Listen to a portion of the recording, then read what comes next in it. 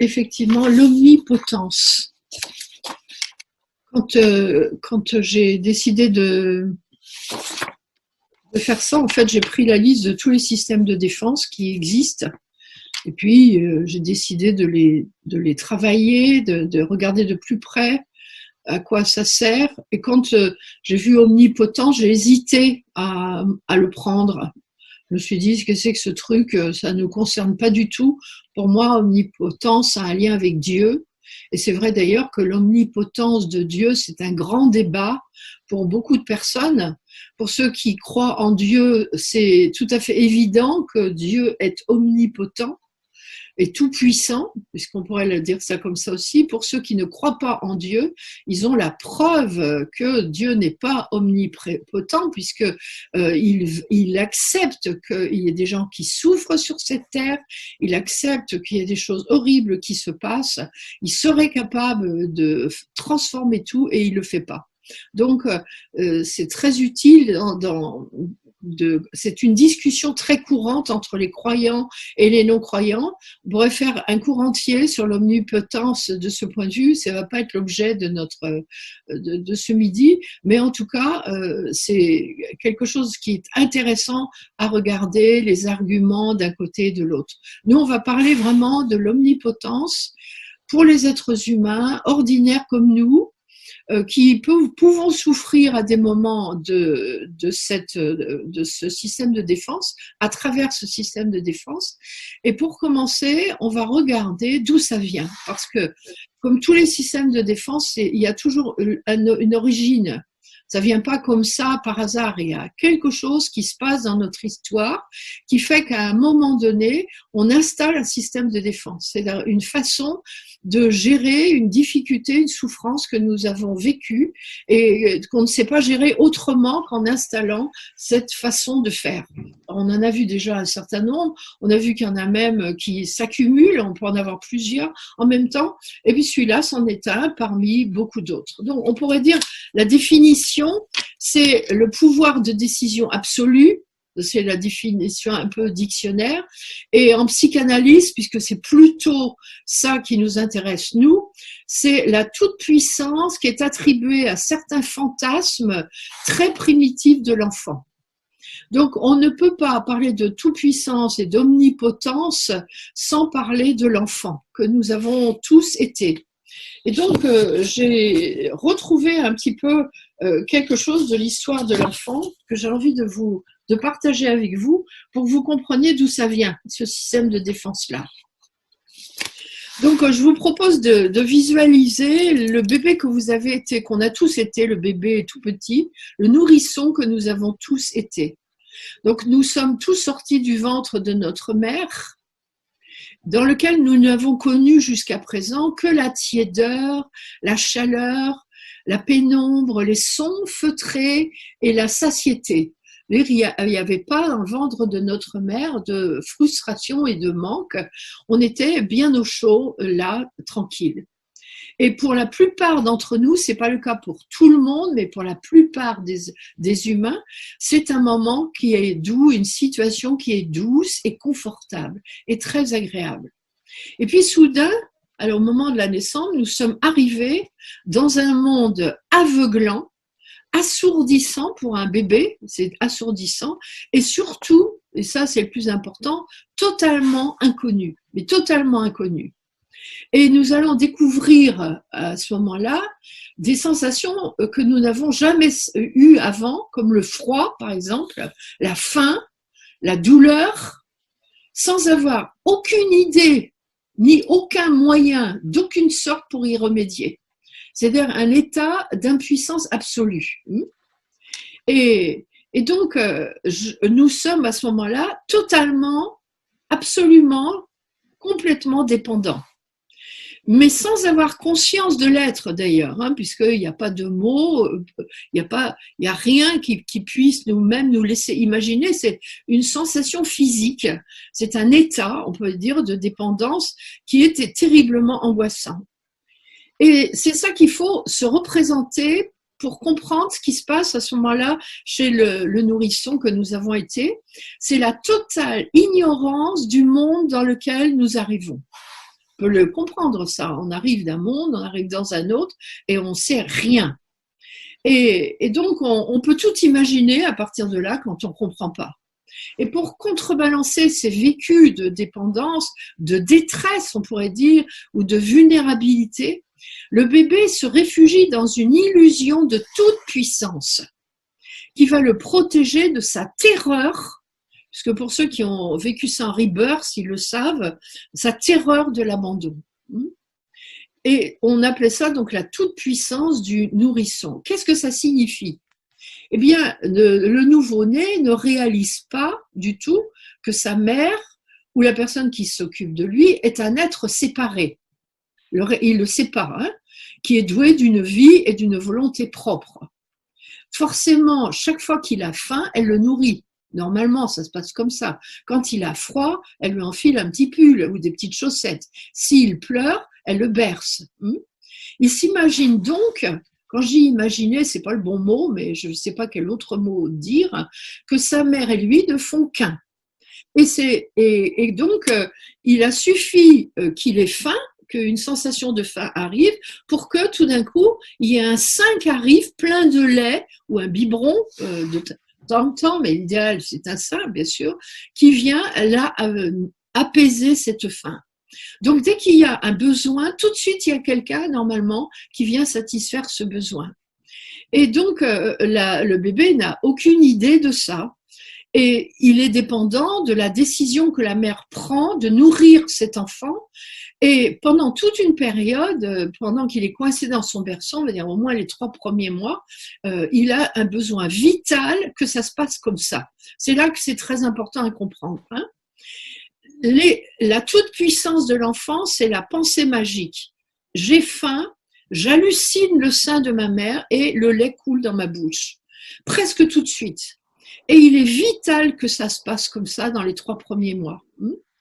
Et il est vital que la mère réponde au plus vite aux besoins de l'enfant et qu'il soit dans cette illusion pendant les premiers mois que, en fait, il est tout puissant, que son besoin exprimé immédiatement trouve une satisfaction. Et pourquoi il en a un besoin vital? Parce que ça vient forger des défenses suffisantes dont il va avoir besoin dans sa vie pour gérer ces angoisses d'abandon qui vont pas tarder à arriver.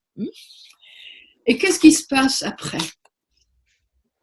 Si le bébé pouvait nous parler à ce moment-là, juste à ce moment-là, il nous dirait « Moi, vulnérable, jamais, je ne suis pas vulnérable parce que je ne fais qu'un avec ma mère. » Donc, c'est un état réel chez le bébé. Mais il va en sortir de l'illusion, des fois très rapidement, trop rapidement. Et il va être tout aussi essentiel pour la mère d'arrêter de répondre promptement dans l'immédiateté à la demande de son bébé. Autant il a fallu qu'elle le fasse pendant les 3 premiers mois. Pour ceux qui l'ont entendu, Idriss leur disait que l'idéal, c'est que la mère ne quitte jamais son bébé jour et nuit pendant les premières, lui disait les 2 premières années, mais là on est aux 3 premiers mois. Mais il est tout aussi indispensable que, au bout d'un moment, elle fasse en sorte qu'il soit capable d'attendre un peu, qu'il ait une espèce de petite frustration qu'elle va faire grandir au fur et à mesure qu'il va grandir. Et l'enfant va sortir de la fusion à ce moment-là. Et là, c'est douloureux, c'est difficile, c'est une désillusion totale. Il comprend que sa mère et lui, c'est 2 personnes. Et il n'est pas une partie d'elle, il est lui et elle est elle. Et il n'a aucun moyen de pouvoir gérer ça en dehors de sortir de la toute-puissance dans laquelle il est jusqu'à présent. Donc, je dis ça avec des mots, mais on ne peut pas imaginer, difficilement, bien qu'on l'ait tous vécu, la période douloureuse, difficile qu'on vit à ce moment-là. Et donc, c'est une terreur, c'est la terreur de l'abandon que l'on vit à ce moment-là. Et qu'est-ce qui se passe quand les défaillances maternelles sont trop fréquentes, ou lorsque le sevrage est trop brutal ou trop précoce? L'enfant éprouve du désespoir et de la terreur, ça c'est sûr.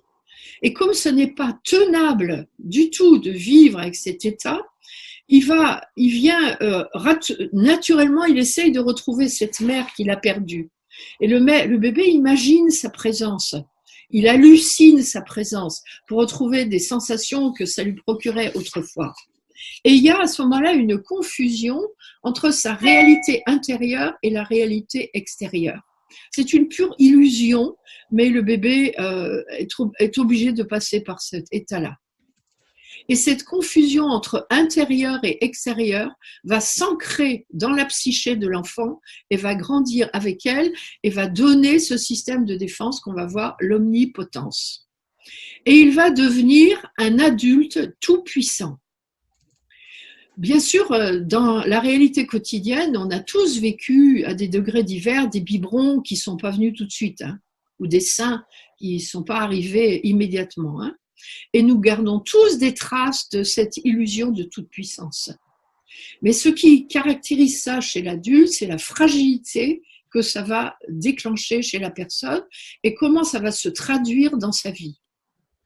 Alors, une option, c'est la dépendance affective, qui peut être le fruit de cette période qui ne s'est pas passée de façon juste. Et dans la dépendance affective, l'autre est merveilleux, sans lui, je ne peux pas vivre. C'est l'état dans lequel nous sommes au début de la relation amoureuse, hein, en gros. Hein. Quel est le rapport avec la toute-puissance et avec l'omnipotence? C'est que l'autre, il comprend tous mes besoins. Il est censé comprendre tous mes besoins. Il est comme moi. Il est tellement idéal qu'il me sauve de ma banalité. Il peut s'agir d'un amoureux, d'un chef, d'un éducateur ou même d'un psy d'ailleurs. Et donc dans la dépendance, c'est exactement ça qui se passe. À travers l'autre, je me sens exister, j'ai l'impression qu'on fait qu'un et il répond à tous mes besoins. Et on va rencontrer, bien sûr, dans ce type de relation avec l'autre, la période de désillusion, comme celle qu'on a rencontrée quand on était enfant, qu'on va revivre à l'infini et qui va être la source de nos souffrances répétitives dans le cadre de nos relations affectives. En fait, nous déposons notre toute-puissance à l'intérieur de l'autre. C'est l'autre qui est en charge de satisfaire nos besoins. Vous comprenez l'idée ?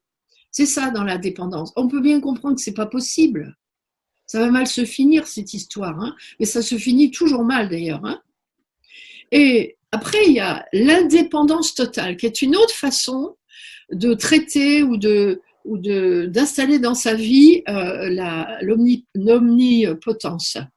L'indépendance totale, quand on se revendique totalement indépendant. Je n'ai besoin de personne. Je ne dois rien à personne. Quelle meilleure façon j'ai d'échapper à la sensation de dépendance qui nous a tellement fait souffrir quand on était enfant. Et donc, ça peut être une réaction chez certaines personnes. Donc, chez un, c'est la recherche de relations dépendantes. Et chez l'autre, c'est une revendication de l'indépendance pour ne pas avoir à revivre la souffrance que c'est quand on a été un et que tout d'un coup, on souffre parce qu'on est séparés. Donc finalement, je me rapproche de personne, ça c'est l'illusion que j'ai, comme ça je ne souffrirai pas. Donc il y a ça derrière nos attitudes, nos revendications de grande autonomie. Une autre option que nous pouvons avoir, toujours parce que ça a été mal géré, hein, cette période de la toute petite enfance, la quête de la perfection. C'est une autre option que certains vont adopter inconsciemment pour ne pas sentir les failles de notre identité. Parce que c'est une faille, c'est des failles qui sont des failles de souffrance quand même. Hein. Nous allons nous persuader que nous sommes le meilleur, l'unique, l'être parfait, que nous pourrions le devenir d'ailleurs, ce qui revient au même si on ne l'est pas encore, mais on est sûrement capable de le devenir. Ça peut être le moteur de grande réalisation, ça a des côtés positifs, bien sûr, hein, mais ça fait aussi que ça nous pourrit la vie, parfois celle des autres aussi d'ailleurs, à force de ne jamais être parfait, parce qu'on n'est jamais content de nous, puisqu'on n'arrive jamais à être parfait. Et donc, c'est une autre option pour certains d'entre nous, quand on a mal géré ce passage entre la toute-puissance et puis le sentiment d'être seul, isolé, abandonné. Ensuite, vous avez une autre option qui est la culpabilité. La culpabilité que certains vont développer beaucoup, qui vont se manifester de deux manières, en gros. Hein. Première chose, je me sens responsable de tout. Où elle est l'omnipotence? Sans moi, ce ne serait pas arrivé. Donc ça veut dire que je suis, les enfants connaissent ça d'ailleurs, il y a des enfants quand les parents les frappent ou qu'il y en a un qui a un accident qui pense que c'est parce qu'il a eu une mauvaise pensée. C'est l'omnipotence de l'enfant qui dure quand même un certain temps. Hein. Mais certaines personnes ont ça aussi à l'âge adulte. Je me sens responsable de tout. Je sais que quelque chose va mal ou que quelqu'un ne va pas bien autour de moi, c'est forcément de ma faute. Sans moi, ça ne serait pas arrivé. Vous voyez où elle est l'omnipotence? C'est-à-dire, je suis le centre du monde encore une fois là. Et cela revient à exclure complètement la conjonction de multiples choses qui arrivent dans la vie, qui amènent à une situation. Je ne suis pas la seule au monde.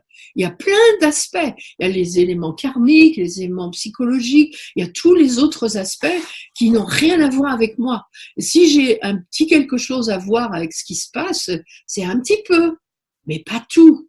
Donc, c'est aussi de la toute-puissance. Hein.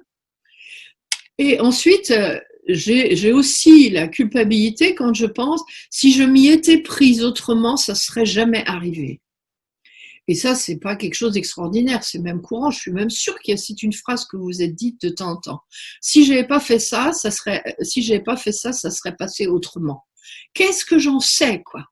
Quand je dis ça, je suis aussi dans l'omnipotence et dans la toute-puissance. Je m'accorde un pouvoir que je n'ai pas. Incontestablement pas. J'ai une part de responsabilité, mais je n'ai jamais toute la responsabilité. La seule responsabilité que j'ai entièrement, c'est ce qui me concerne moi, mais pas ce qui concerne l'autre. Ensuite, une autre chose aussi, c'est la divination, qui peut être aussi une façon de se comporter avec l'omnipotence, le sentiment de toute puissance. C'est quand on dit, qu'on ose dire, souvent c'est à nos conjoints, nos enfants, je te connais comme si je t'avais faite. Vous n'avez jamais dit ça? Je sais ce que tu penses, hein. Je suis sûre de ce que tu penses de moi. Je sais de quoi tu as besoin. Et donc, forcément, si je sais de quoi tu as besoin, je vais le faire, mais ça n'a peut-être rien à voir avec les besoins réels de l'autre. En psycho, on appelle ça une projection. On l'a déjà étudié ensemble. Hein, et nous en sommes tous victimes de cette façon de faire. Hein. Vous voyez l'idée? Ensuite, il y a ceux qui ont la pensée magique. Il y a des gens qui vivent avec une pensée magique. C'est à la base de toutes nos superstitions. Certaines personnes sont très superstitieuses. Je ne parle pas d'un projet, sinon il risque de jamais se réaliser. Il y a des gens qui ont ce genre de superstition. Hein. Ou alors, si je veux, je peux. Certains ont cette croyance aussi que s'ils veulent, ils peuvent. Quand on dit ça, si vous regardez bien, c'est de la toute-puissance. Attends, moi je fais fi de tous les obstacles de la planète, hein, du temps qu'il fait, des virus qui arrivent, d'un accident. Non, si je veux, je peux. C'est vrai un peu, mais c'est pas vrai jusque-là, en tout cas. Si je suis vraiment convaincue, ça va m'aider à dépasser des obstacles, mais probablement que ça se passera pas tout à fait comme j'avais prévu. La procrastination, ça fait aussi partie d'un élément de toute puissance. Quand on procrastine, on croit qu'en ne faisant rien de ce qu'il faut faire, on va s'en sortir quand même. On trouvera bien le moment, parce que c'est pas le moment. Ben non, ça marche pas comme ça. Si je procrastine, ce que j'ai vraiment en besoin de faire, j'arriverai pas à le faire et ça me posera des problèmes. Donc, tout ça, ça ne parle que de nos failles, nos peurs irrationnelles, nos efforts désespérés pour nous rassurer. Ce qu'on veut, c'est se rassurer. Et au fond, nous avons la croyance que si nous ne sommes pas tout puissants, nous sommes impuissants. Voilà, c'est comme s'il y avait que ces deux options. Ou je suis tout puissant, ou je suis rien du tout. Et ce sont nos souffrances archaïques de nourrissons qui sont là et qui ont tellement besoin d'être rassurés. Mais le problème, c'est la chance aussi, c'est que nous ne sommes plus des nourrissons. Mais nous sommes toujours dans ces cas-là comme des bébés qui attendons d'être rassurés par la maman. Et la maman, souvent, c'est le conjoint qu'on rencontre ou les personnes qui vivent autour de nous. Et c'est compliqué. Et donc, si c'est où je suis tout puissant, ou je suis rien, effectivement, là, il reste pas beaucoup de choix. Hein. Voilà. Ça va jusque-là? Vous voyez l'histoire? Oui? Alors, les bénéfices secondaires donc, de ce système de défense, de l'omnipotence ou la toute-puissance, on donne les deux noms, hein, ben c'est de ne pas être confronté à ses faiblesses, évidemment. Ça, c'est une première chose. Hein.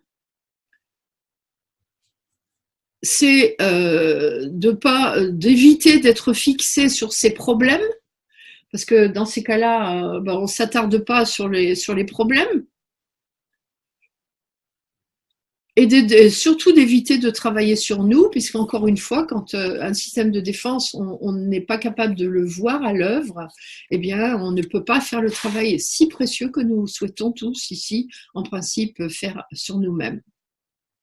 Donc, on cherche à travers la toute-puissance à trouver des solutions qui ne seront jamais des solutions viables, puisque personne sur cette terre n'est tout-puissant. Même Dieu va savoir. Ça, c'est une autre histoire. Quand je suis tout puissant, je suis hermétique à mes blessures ou je suis hermétique à celles des autres. Ça, c'est deux choses que je peux faire. Je peux projeter sur les autres. Par exemple, j'ai tellement souffert, moi, dans mon enfance, quand j'étais toute petite, que je projette cette souffrance sur les autres. Ce qui peut m'amener à avoir des métiers dans la relation d'aide, par exemple, où je crois avoir les moyens, tous les moyens, et c'est là que s'exerce ma toute-puissance, d'aider les autres à sortir de leurs problèmes. Parce que moi, je sais faire. Donc, ces métiers-là, souvent, amènent à une sorte d'état de toute-puissance.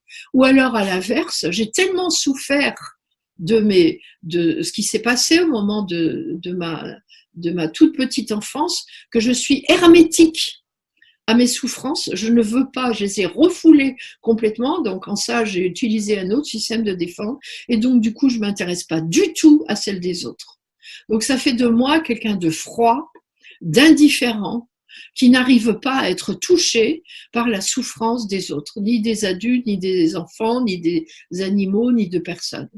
Donc en fait, on a au moins ces deux options, qui sont des excès dans un sens ou dans l'autre, mais qui visent dans les deux cas à traiter cette problématique et à ne pas être en contact avec la souffrance qui est en moi. D'autant qu'elle est tellement ancienne que je n'ai pas de souvenir. Comment on était quand on a 3-4 mois, qui se rappelle de comment il était il y a 3-4 mois? Mais c'est inscrit dans mon corps, dans les émotions, dans tout mon être. Et donc, c'est réactivé constamment dans ma vie, chaque fois que je m'attache à quelqu'un ou que je suis dans une relation affective avec quelqu'un. Dans la relation d'aide, je pense aux éducateurs en particulier, mais les enseignants peuvent avoir cette problématique ou d'autres aussi. Beaucoup croient savoir avoir la solution sans se tromper. Ça ne leur effleure pas l'idée qu'ils se trompent. Et donc, il y a une espèce d'affirmation dans la solution proposée qui ne permet pas la remise en cause du tout. Vous comprenez ? Et donc, si par hasard son histoire à lui fait écho à mon histoire à moi, donc je vais le gérer avec la toute-puissance, et dans ma toute-puissance, je vais affirmer quelque chose. Donc c'est un peu une terreur aussi, et toutes les erreurs qu'on peut voir dans le monde médical par exemple ou dans d'autres univers où on a des gens qui ont ça. En ce moment on a ça avec la Covid. Vous voyez des tas de gens qui assurent des tas de choses, qui affirment des tas de choses, une fois dans un sens, une fois dans l'autre, et qui ne remettent pas du tout en question ce qu'ils affirment. Donc, qu'est-ce qui est vrai? Est-ce que c'est ce qu'affirme celui qui est pour ou c'est ce qu'affirme celui qui est contre, puisque les deux ont des preuves dans les deux cas, ou qui est tout puissant où est-ce qu'elle est la vérité et comment nous on est devant ces gens-là, justement, qui manifestent leur toute-puissance. Est-ce que ça nous rassure? Pour certains, ça les rassure énormément, parce que quand on est angoissé, qu'on a quelqu'un qui hurle et qui tape sur la table et qui dit c'est ça qu'il faut faire, c'est éminemment rassurant. On voit en France d'ailleurs, il y a un peuple, il y a des millions de personnes que ça rassure beaucoup. Donc, on peut voir que c'est à l'œuvre aussi à des échelons beaucoup plus grands que des échelons purement relationnels entre deux personnes. Et là, qui a raison, qui a tort, je ne me hasarderai pas. Hein. Donc, quand on est dans la toute-puissance, en fait, on crie, on hurle des réponses aux difficultés apparemment de l'autre, mais en fait, à moi, mes difficultés à moi, je les hurle.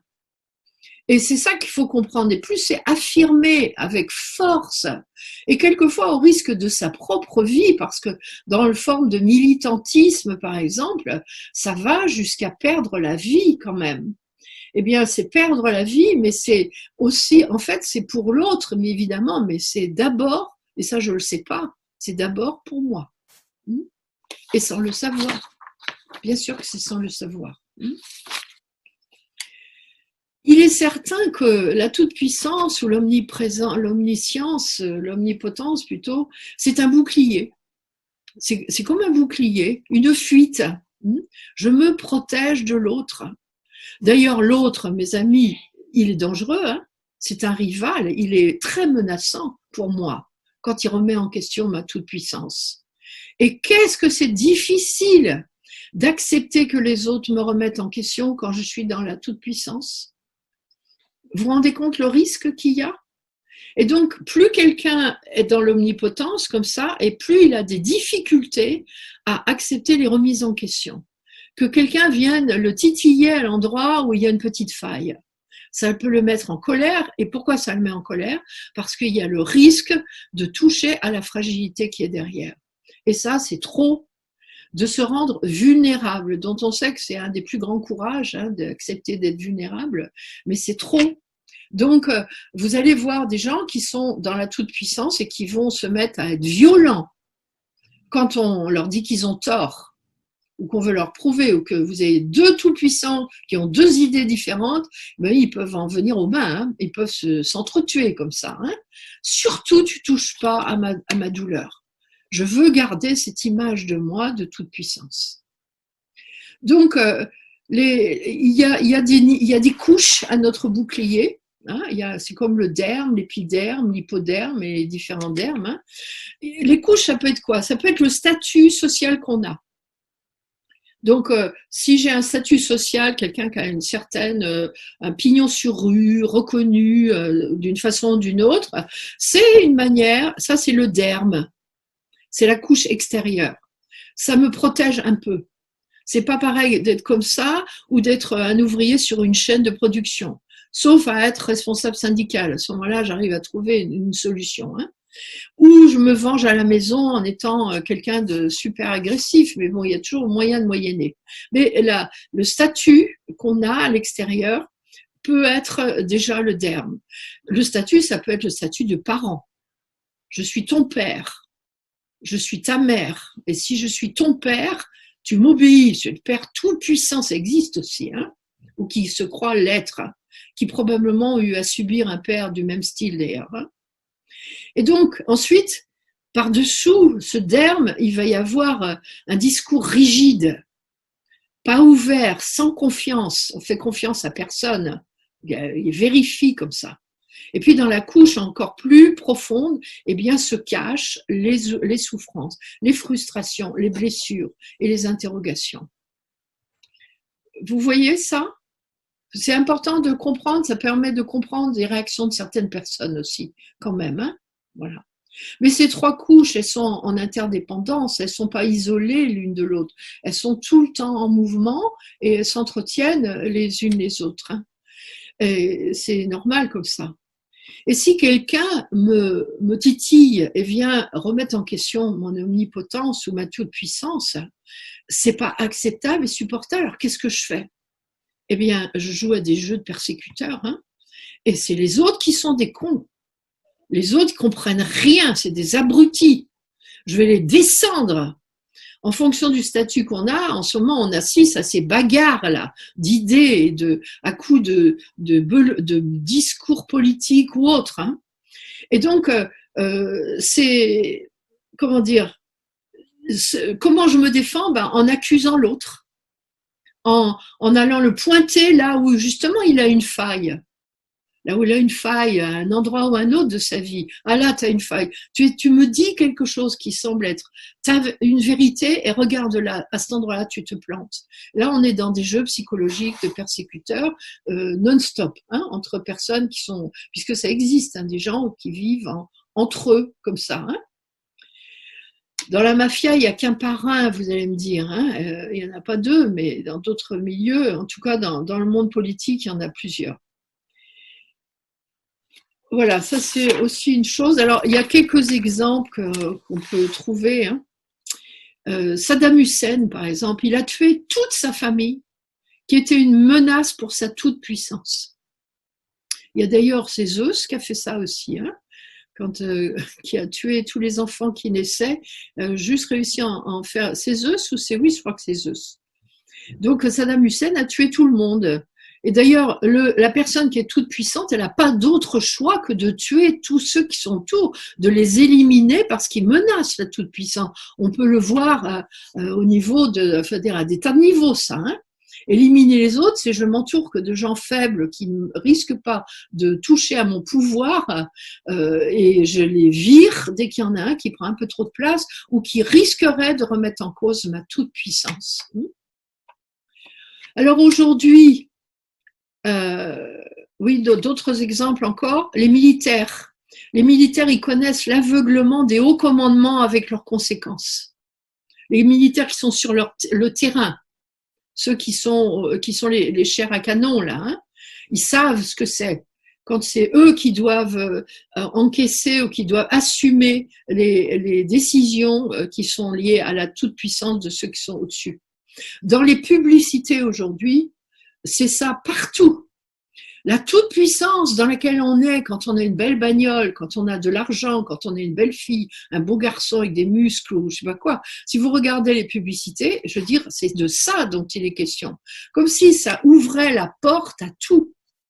Et donc, derrière, on a des pauvres malheureux, certainement d'une grande pauvreté intérieure, mais qui ont trouvé cette solution-là pour avoir l'impression d'avoir une place comme ça. En politique, gouverner repose sur un déni de la réalité. Autrement, il n'y a personne au monde qui pourrait gouverner. Il faut être complètement fou d'ailleurs pour gouverner, ou très courageux, je ne sais pas comment on peut dire.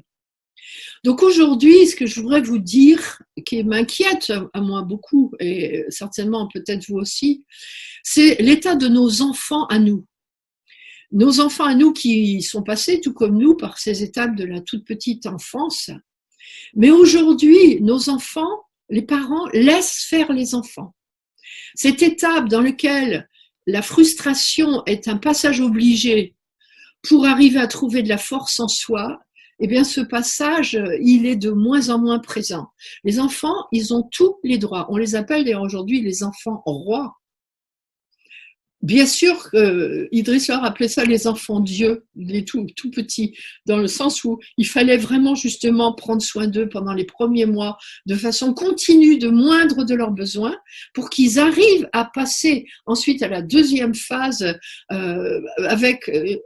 en trouvant de la force, mais de manière progressive. Mais aujourd'hui, nos enfants, ils ont tous les droits, tout petits, très petits même. Hein. Ensuite, ils ne respectent plus la parole des parents. Ils en ont rien, pour certains, mais rien à cirer. Comment ils parlent à leurs parents. Je veux dire, moi j'aurais dit le millième de ce que disent mes petits-enfants à mes enfants. Je veux dire, je m'en serais pris une, mais alors grave, quoi. Hein. Et peut-être de la toute-puissance dans l'autre sens, mais il y a plus ça, ou très peu ça, ou beaucoup moins en tout cas. Les maîtres ont peur des élèves. Vous avez vu ça où, vous? Cette espèce d'inversion où sont les enseignants qui ont peur des enfants. Il y en a qui se suicident maintenant, des enseignants, tellement ils n'arrivent pas à s'en sortir avec les enfants. Les jeunes n'ont plus peur de la loi. Ils sont plus punis d'ailleurs. Hein. Ils peuvent brûler des bagnoles, ils peuvent même tuer à la limite. Hein. Ça n'a pas l'air d'être grave ici. Ils sont dans leur sentiment de toute puissance. Il n'y a rien en face qui vient donner l'interdit qui est absolument nécessaire. Et puis la police, ça les tracasse pas non plus, puisque aujourd'hui, même la police, on la respecte plus. Donc c'est une catastrophe aujourd'hui parce qu'on voit les résultats d'une forme d'éducation qui a des conséquences évidemment à un niveau, au niveau collectif. Hein. C'est tristounet, mais c'est quand même comme ça. Hein. On est d'accord ? On ne va pas élucubrer dessus, mais on pourrait beaucoup élucubrer dessus. Alors j'ai découvert, mes amis, pour finir, un syndrome que je ne connaissais pas, qui s'appelle le syndrome d'Hubris. Hubris, c'est H-U-B-R-I-S. Comme quoi, c'est toujours bien d'étudier les choses, parce qu'on en apprend. Hein. Alors, le syndrome d'Hubris concerne le pouvoir et la démesure. Alors, je vous donne les expressions qui vont avec. C'est l'arrogance, le narcissisme, le mépris, la prétention, la manipulation, le sentiment de toute puissance et d'invulnérabilité. Tous les termes associés au syndrome d'Hubris. C'est ça, le syndrome d'Hubris. Hein. Chez certaines personnes qui ont un pouvoir sans limite. Alors, contrairement au narcissisme, qui est aussi un profil de personnalité, le narcissisme, c'est un profil de personnalité qu'on a toute sa vie. On l'a petit, on l'a moyen et on l'a vieux. Alors que le syndrome d'Hubris, il existe que quand on a le pouvoir. Par exemple, si demain vous étiez affublés, mes amis, d'omnipotence ou de toute puissance, on vous donne un groupe à gérer pendant une journée, vous pourriez avoir un syndrome d'Hubris qui se manifesterait comme une folie. Et puis dès que vous n'avez plus ce pouvoir, vous redeviendriez la gentille petite fille ou le gentil petit garçon d'avant. Donc c'est ça qu'il a de particulier, ce syndrome. Alors les principales caractéristiques de ces leaders hubristiques, j'aime beaucoup ce mot, sont de surestimer leurs compétences et de sous-estimer les difficultés auxquelles ils doivent faire face et de simplifier à l'extrême les situations très complexes. Peut-être ça va vous dire quelque chose, hein. Je vais vous laisser tout seul faire vos déductions. En fait, ils n'écoutent pas leur entourage et refusent les compromis. Alors, cette attitude risque de les conduire à prendre des libertés, à saper l'autorité, à démoraliser l'entourage et à monter les proches les uns contre les autres. Alors, je vous donne les syndromes, les symptômes de cette maladie du pouvoir. C'est un autre nom qu'on peut lui donner, les maladies du pouvoir. Et les principaux, hein. Alors, une confiance excessive en son propre jugement et un mépris pour les conseils et les critiques des autres. Ça, c'est une des preuves de l'omnipotence. Une inclinaison narcissique à voir le monde comme une arène où son pouvoir peut s'exercer et rechercher la gloire. Hein? C'est une arène. J'aime bien l'idée de l'image du type qui est au milieu de l'arène. Hein? Un attrait qui est démesuré pour l'image et l'apparence qu'on a, et une prédisposition à engager des actions susceptibles d'embellir son image. C'est intéressant, je trouve. Et c'est un isolement progressif, parce qu'à un moment donné, ça isole quand même des autres, hein, il faut bien qu'il y ait quand même quelque chose. Hein. Une tendance à accorder de l'importance beaucoup trop à sa propre vision, à ses propres choix, ce qui évite de prendre en considération ceux des autres qui sont de toute façon plus nuls. On est bien d'accord. Même si on les écoute, mais de toute façon, on n'en tient pas compte, donc c'est comme si on ne les écoutait pas. La croyance qu'au lieu d'être responsable devant l'opinion publique ou de ses collègues, le seul tribunal auquel il devra répondre sera celui de l'histoire. L'histoire nous le dira. L'histoire nous le prouvera. Donc là, c'est un niveau d'omnipotence qui est plus. Ceci dit, l'origine est la même. Hein. C'est toujours été un bébé quand même qui a vécu les mêmes choses, mais ça s'est traduit par quelque chose d'un niveau supérieur. Une façon messianique d'évoquer les affaires courantes. Voilà, donc tout est un peu grandiose comme ça. Voilà. Ça va pour ce trait magnifique? Voilà, en gros, ce que je voulais vous partager avec vous sur l'omnipotence. Est-ce que vous avez des questions ou des réflexions ou des témoignages peut-être? Oui, Christophe. Oui, mais Oui, je mais m'interroge par rapport aux interventions en entreprise que j'ai l'occasion de faire de temps en temps oui. et par rapport à des gens qui seraient peut-être pas dans le syndrome du Brice en totalité par rapport à tous ces critères indiqués, mais au moins dans l'idée diviser pour régner, comme j'observe parfois, malheureusement. Euh, Qu'est-ce qu'on peut faire pour accompagner ces personnes ou comment on peut agir? Alors toi, tu es formateur, tu peux de toute façon pas les ramener à 3 mois ou 6 mois, hein, donc là c'est pas, et puis c'est pas ton rôle. Hein. C'est, t'arrives à trouver des exercices, des pratiques concrètes à vivre à l'intérieur du groupe qui remettront en question les personnes. Tu vois, et ça se fait de façon progressive. Il faut y aller avec beaucoup de douceur et de respect, mais t'as pas d'autre chose. Il faut qu'il y ait des chocs.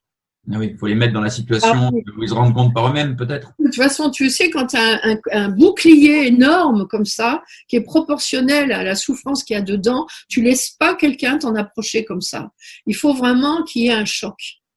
Et donc les chocs, ils se donnent à travers la relation avec l'équipe, avec le groupe. Tu peux pas faire ça d'une personne à une personne. Il faut qu'il y ait des retours de plusieurs personnes de l'équipe, et il faut qu'il y ait en même temps beaucoup de signes de reconnaissance donnés, positifs. Tu vois, il faut qu'il y ait autant de signes de reconnaissance positifs que de petits chocs qui remettent en question l'image. C'est pour ça, par exemple, tu te rappelles, je vous avais donné à un moment donné cet arbre avec des petits bonhommes qui étaient Oui. grimpés dedans. Hein. Moi, je l'ai fait souvent en entreprise et ça, je peux te dire que c'est hyper efficace. Quand tu demandes à une équipe où est-ce que vous situez les membres de l'équipe et pourquoi, et quand les autres le disent pourquoi, j'ai vu des responsables qui se mettaient à pleurer vraiment. Hein. Il y a besoin de ces chocs-là. C'est à toi d'avoir toute une caisse à outils de ce que tu peux faire avec. Si c'est trop confortable, si tu vas toujours dans le sens, d'autant que les personnes qui sont omnipotentes en entreprise, omnipotentes, elles en imposent un peu, hein, puis elles ont le pouvoir de te payer, de te signer un contrat ou pas, ou de le renouveler ou pas. Donc, toi, ça te met aussi dans une position qui est pas forcément facile, mais il y a du courage à avoir et vraiment en face de ça. Quitte à perdre le contrat des fois, mais ils y reviennent quand même. Ils te respecteront plus. Les gens qui sont omnipotents et ont du respect pour les personnes qui ont de la force et qui savent affirmer les choses. Ça les rassure. Ça les rassure beaucoup. Ceux qui rasent les murs et qui ont peur de parler, ça les rassure pas du tout. Voilà, donc trouve des exercices. Autrefois, tu sais, il y avait les marches sur le feu, on faisait ça dans le temps, les sauts à l'élastique, on faisait des trucs comme ça dans les entreprises. On ne fait plus maintenant, il n'y a plus les moyens, mais c'est très dommage parce il y avait beaucoup de boucliers qui pétaient là. C'était bien. Ouais, merci. C'est clair. Oui, Catherine, mets ton son. Oui, bonjour à tous déjà. Moi, c'est pas dans le milieu de l'entreprise, c'est dans la sphère privée. J'ai un mari qui a beaucoup de signes d'omnipotence, avec une colère énorme et un bouclier énorme, énorme. Alors, je vois donc les signes de reconnaissance, c'est pas non plus raser les murs.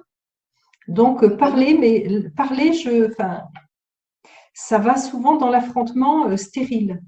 Oui, non, le signe de reconnaissance, ils sont aussi non-verbaux, c'est ta présence, c'est l'amour que tu as, c'est les choses que tu fais pour lui rendre la vie douce et belle, c'est tout ça les signes de reconnaissance, c'est l'acceptation de ce qu'il est.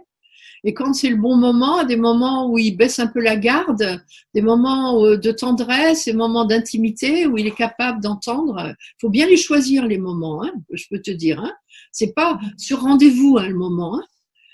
Pour Christophe, c'est pareil. C'est vraiment, il faut saisir l'opportunité à ce moment-là de glisser quelque chose. Parce que quand on est omnipotent et qu'on est sous le versant toute puissance à affirmer les choses comme ça, on est très très, comment dire, on est très très fragile, mais aussi très sensible au fait que l'autre souffle à cause de nous. L'omnipotent, il n'a pas forcément la conscience qui fait souffrir à ce point les autres autour de lui. Donc, il a besoin, ça fait partie, Christophe, de ce qu'il a besoin d'entendre. Il a besoin d'entendre les autres le dire. Une personne, 2 personnes, 10 personnes. Ou la même personne, mais souvent. Tu vois? Et là, le processus M, il est précieux. Quand tu fais ça, ça me fait ça. Tu vois, parce que j'ai besoin de ça. Je comprends que toi, tu as besoin de telle chose, mais moi, tu sais, ça me fait vraiment du mal. Et ça lui redonne du pouvoir. Ça lui redonne une puissance, mais dans le bon sens cette fois-ci. Maintenant, tu lui donnes le pouvoir de te faire du bien. Tu comprends? C'est un rapport de force en fin de compte. Mais sur le mode de l'amour, là. Donc, tu choisis ton moment. Alors, si tu te mets en colère, tu fais que de renforcer le bouclier, rien d'autre. Ça fonctionne pas. Oui? Et tu dis aussi que c'est une personne qui s'isole progressivement. Elle peut, c'est pas obligatoire, mais elle peut. Oui, mais moi j'ai affaire à quelqu'un qui est comme ça. Et je ne sais pas comment réagir parce que je culpabilise énormément de le voir seul, isolé. Et en même temps, j'ai pas envie de lui tenir compagnie pour lui tenir compagnie. Oui. Donc, tu sors, ma chérie, de ta propre omnipotence dans ces cas-là, à croire que c'est toi qui peux apporter les réponses.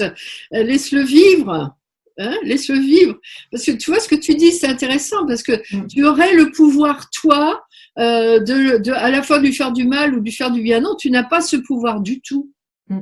Tu as juste le pouvoir d'être comme tu es et de lui apporter l'amour comme toi tu as envie de le donner, c'est tout. Après, le reste, ça lui appartient. Tu vois? Merci. Oui, Anne?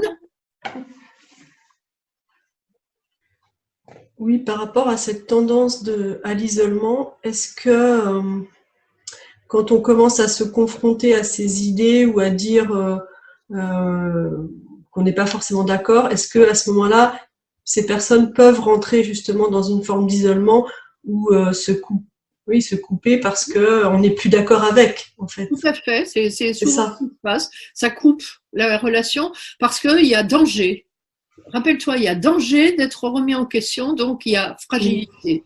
Si ça pète, je veux dire, c'est quand les personnes décompensent, ce qu'on appelle décompenser, dans une période, un choc de la vie, une situation dramatique, qui fait que le bouclier saute, quand il décompense, il se retrouve en direct avec la souffrance du bébé ou de l'enfant. Et de ce qui a été mal vécu et pas du tout dépassé. Et là, c'est passage à l'acte, et violent en général. C'est je me pends, je me jette par la fenêtre, c'est revolver ou autre. C'est quand même très risqué, réellement. Donc, ça existe. Donc, on fait attention, on fait toujours attention, quand même. Même si la personne, elle est dans le déni, parce qu'on peut le voir. Bien sûr qu'elle est dans le déni, mais c'est le moyen qu'elle trouve, là, dans l'instant, pour se protéger. Qu'est-ce qui pourrait faire qu'elle baisse un peu son bouclier? C'est ta douceur à toi, c'est ton acceptation à toi, c'est le fait que tu vas pas en rajouter une couche. Si c'est le moment justement où ça commence à te dire ouais, tu m'énerves, j'en ai marre, c'est foutu quoi. Il s'isole, se referme, terminé. Il n'y a plus personne au bataillon là. C'est normal, tu comprends? Oui. Si tu as une plaie à vif, tu vas pas laisser l'autre venir te la titiller. Tu mets un pansement, tu mets quelque chose et puis tu mets ta main derrière ton dos pour pas qu'on aille y toucher. Ça permet de comprendre les réactions des gens. Ça les rend pas forcément plus sympathiques, mais ça permet de les comprendre. Puisque pour certains, ça va quand même à l'extrême. On peut comprendre ce qui se passe pour des gamins qui sont élevés dans la rue à coups de pieds aux fesses ou qui vivent des choses très difficiles dans leur enfance. On peut comprendre qu'ils deviennent comme ils sont. Donc il y a la toute-puissance là des jeunes contre la toute-puissance de la police, par exemple, qui se revendiquent aussi de la toute-puissance, à qui on a donné un certain pouvoir aussi, et on voit aussi comment ils peuvent en user, en abuser, tout comme dans le monde religieux, hein, pareil, hein, la toute-puissance, dès qu'on touche à Dieu et au fait d'être un représentant de Dieu, regardez comme ça me donne du pouvoir et comment, si quelqu'un n'est pas équilibré à l'intérieur, aussi les dégâts que ça peut faire. Et pas une seule fois, des milliers de fois. Donc c'est quelque chose qui est beaucoup plus courant que ce qu'on peut imaginer, et nous souffrons toutes à un moment ou à un autre de cet état, particulièrement quand on se sent coupable. C'est un truc que j'ai pas dit dans mon dernier stage, mais je le redirai la prochaine fois. Quand on est dans un état de culpabilité, c'est de ça dont nous souffrons.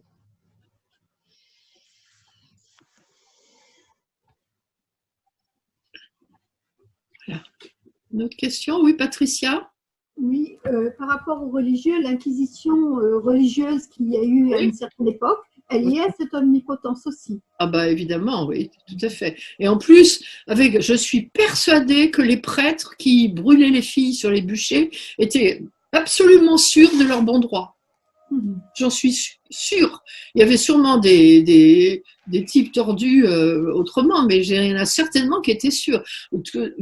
Tout ça, comme dire, chez tous les guerres, que ce soit les guerres de religion ou toutes les guerres, le communisme ou autre, il y a des gens sur le terrain qui étaient convaincus complètement de leur bon droit. Et regardez jusqu'où on est arrivé. C'est comme ça. C'est ça la toute-puissance. C'est même si j'ai tort, j'ai raison. Oui, Odile? Avec la culpabilité, j'ai pas bien compris. Quand on est dans un état de culpabilité, on souffre d'omnipotence. Oui, alors, qui veut lui répondre? J'ai pas entendu. Elle n'a pas compris pourquoi la culpabilité va avec l'omnipotence. Oui, Anne?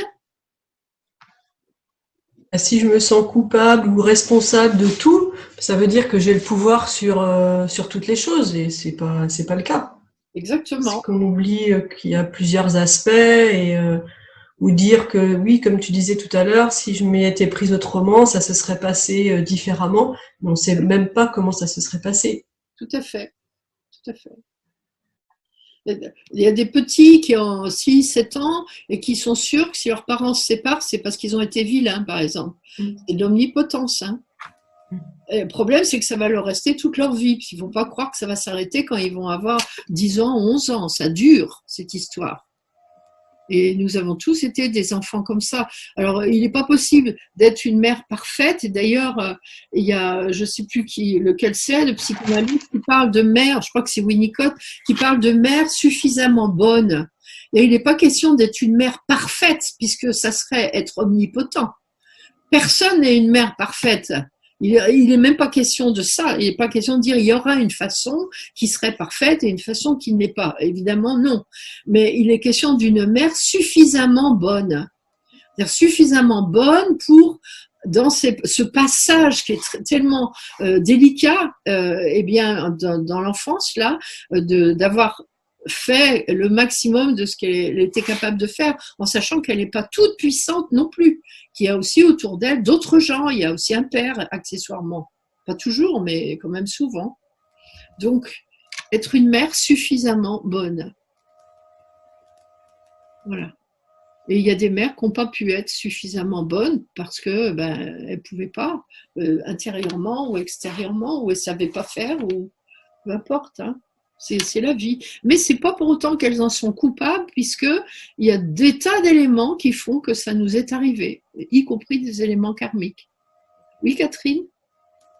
Oui, par rapport à ce que disait Odile, je voulais témoigner qu'à une époque, je voyais un psychothérapeute et je disais ma culpabilité d'enfant peut-être de m'être sentie responsable de conflits entre mes parents et de ne pas avoir pu aider mes parents. Et ça m'avait ouvert les yeux, mais ça avait été un choc parce qu'il m'avait dit, mais vous croyez toute puissante pour être la cause des disputes de vos parents ou du malheur de vos parents. Oui, c'est ça. Bien, je pense que je suis sûre même que nous allons arrêter pour ce midi. Il y a tout à l'heure, Alexandra m'a envoyé par mail des photos parce qu'elle a recherché l'omnipotence. J'ai pas le temps là d'en parler, mais je voulais le dire dans différentes traditions, dans les différents pays, en Chine et ailleurs, comment c'est représenté. Ça a lien quand même toujours avec le divin, puisque l'omnipotence c'est toujours le grand sujet de discussion. Voilà, merci beaucoup pour votre attention et votre écoute. Et je serai ravie de vous retrouver donc la semaine prochaine pour voir le déni, qui est un autre système de défense, même si c'est proche et quand même différent. Et voilà, et en attendant, je vous souhaite une bonne fin de journée. Je vous souhaite le meilleur. Voilà. Merci. Merci beaucoup. Merci. Au revoir. À bientôt. À bientôt, Colline.